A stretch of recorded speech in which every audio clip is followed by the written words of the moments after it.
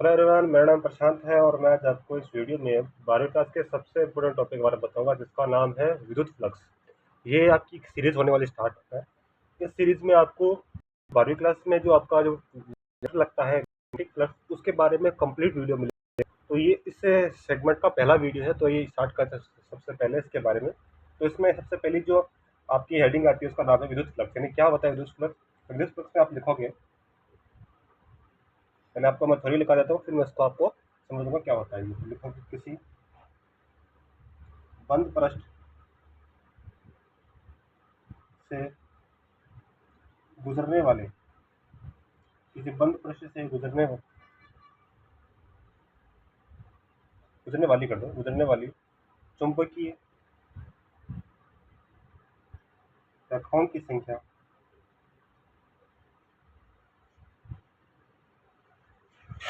चुंबकीय फ्लक्स कहलाती है। ठीक है, तो ये मान लेते हैं आपका कोई बंद पृष्ठ है इस प्रकार से। इससे क्या निकल रही है? आपकी इलेक्ट्रोमैग्नेटिक की जो वेव है वो ऐसे निकल रही है। तो कितनी ज्यादा इससे गुजर रही है उसको क्या कहते हैं? चुंबकीय फ्लक्स कहते हैं। ठीक है, अब लिखोगे माना किसी क्षेत्रफल क्षेत्रफल डी ए जो किसी चुंबकीय क्षेत्र किसी चुंबकीय क्षेत्र पी के अंदर रखा है। जैसे यही मान लेते हैं कि कोई क्षेत्रफल इस प्रकार से इसके अंदर ये पड़ा है, तो इससे फ्लक्स ऐसे निकल रहा है आपका। ठीक है, तो ये कितना निकल रहा है? कल 5 जो क्षेत्रफल है कितना है? तो चुंबकीय फ्लक्स क्या हो जाएगा इतना? चुंबकीय फ्लक्स बराबर क्या हो जाएगा आपके पास?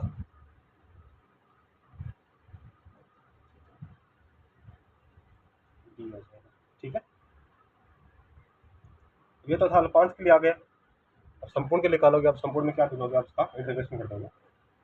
अतः है संपूर्ण पृष्ठ से गुजरने वाले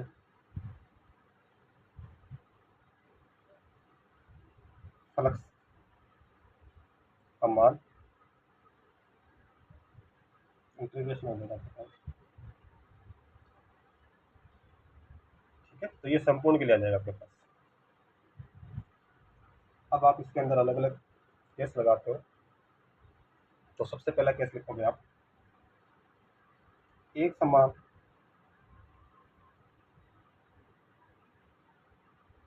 चुंबकीय क्षेत्र में रखा समतल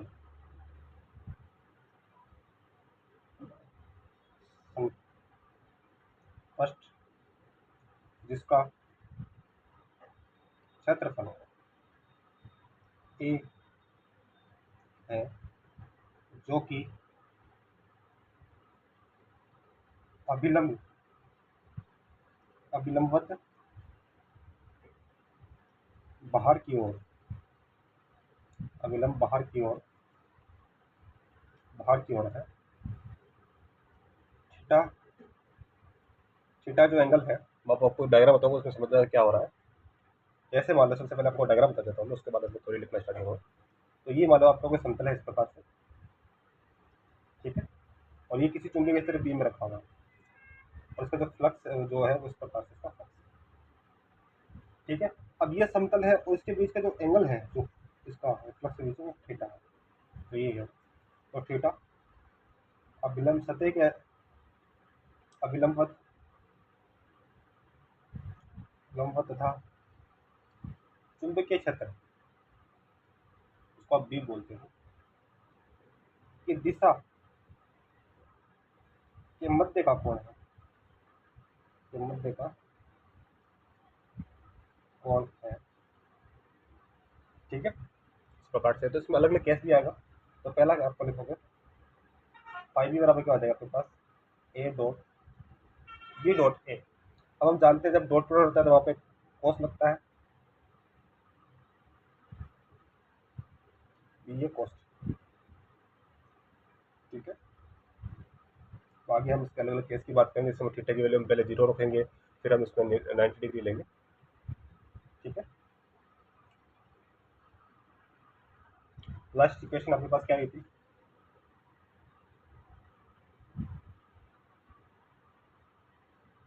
आपने क्वेश्चन स्टार्ट दे दी।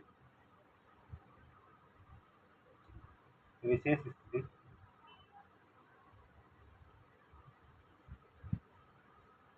पहली स्थिति में लिखोगे आप, सॉरी बच्चों, वो फोन आ गया था ऊपर। जब हम काम करते हैं विशेष स्थिति में, तो जब थीटा बराबर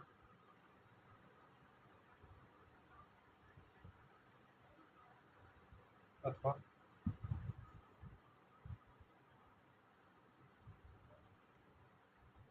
दोनों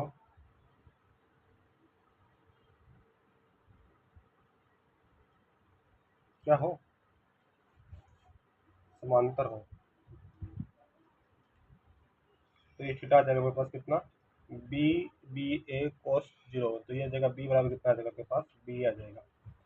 ठीक है, इसी प्रकार अब हम करेंगे दूसरे केस की बात करते हैं, जिसमें क्या लिखा हुआ है कि जब थीटा बराबर 90 डिग्री अर्थात